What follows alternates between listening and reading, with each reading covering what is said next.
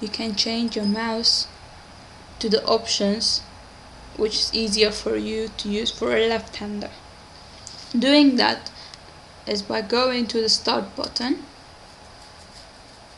go to control panel,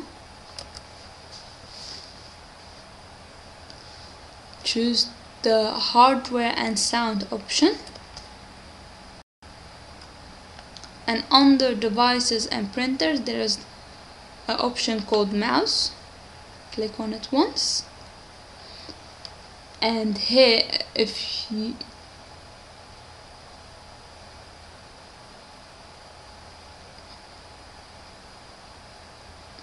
click the buttons tab, if you, let's say you're on a different tab, there are different kind of tabs here, click on the buttons tab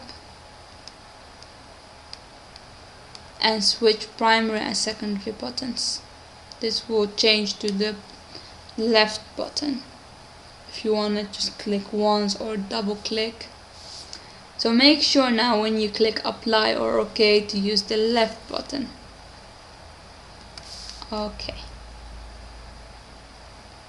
And this option has been saved now.